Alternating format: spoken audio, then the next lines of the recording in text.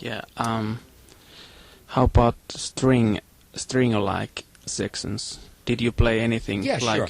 Basically, with the string thing, I did a tremolo kind of a sound with the electro comp that it would reiterate itself. In other words, I'd flip this switch, which I had hardwired for myself, and it would reattack itself. And I used to do it really fast, like a tremolo on a violin, and play in time with that. I remember when we did the concert with El Shankar at the, it was the first live MTV broadcast on Halloween, 1981, thank you. And Shankar and I were having like a little violin battle, if you will. I mean, I didn't play the violin, but I had a violin sound, and it was just, I was playing just as fast as he was, and it was, you could hold a note. You wouldn't have to actually hold the note. You just push the note, and it would play. Yeah. And I'd let that note play, like the strings really high, and I'd be going down on the piano, and he was looking, how's he doing that, you know? Another funny story about technique like that is one time when we were playing Inca Roads, it was in '77, we were working on it. And you know the part that goes,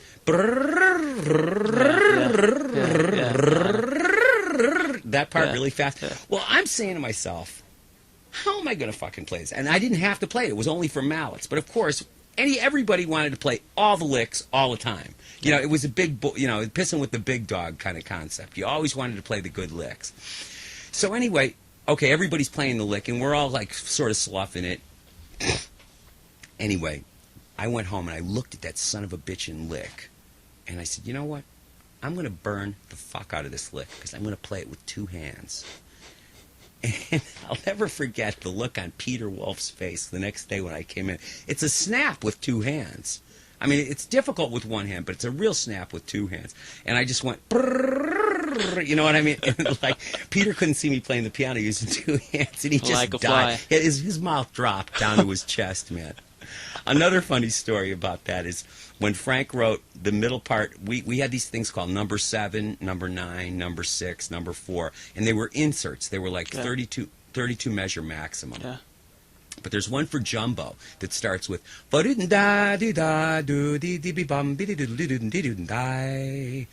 and then there's a part that goes. Anyway, Frank brings it in, and I'm looking at it, and I'm like blinking my eyes. I'm saying, it's all in the treble clef. And when you're a pianist and you see treble clef, you immediately think organically right hand. And I'm kind of negotiating it, but it's like the first time he's ever written anything up to that point that I'm saying to myself, uh-oh, I don't know if I can really play this.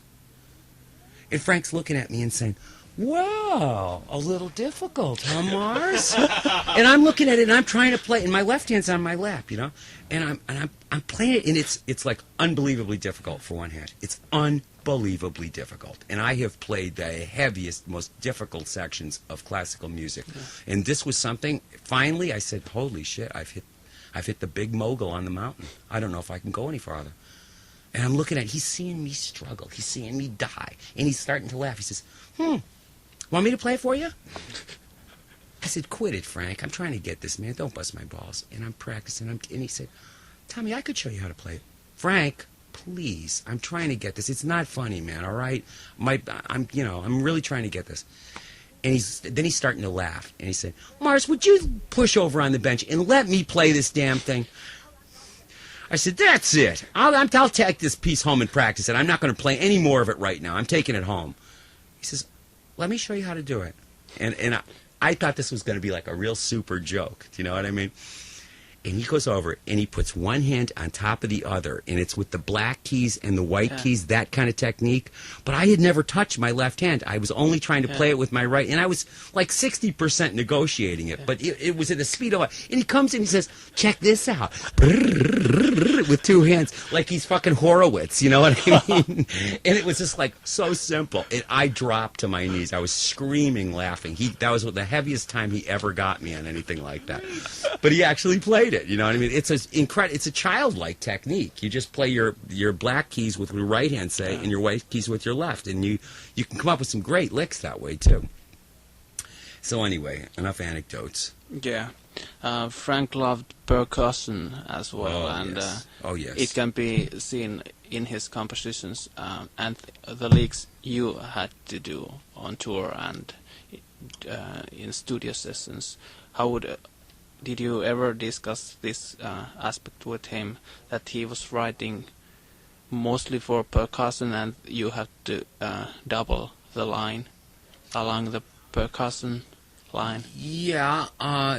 Or you had to do things that were similar? Yeah, the main thing of that is the reiterated note. On a vibraphone, I mean on a marimba, a note dies away immediately. So to hear a sustained note, you have to continue to reiterate that note, to replay it.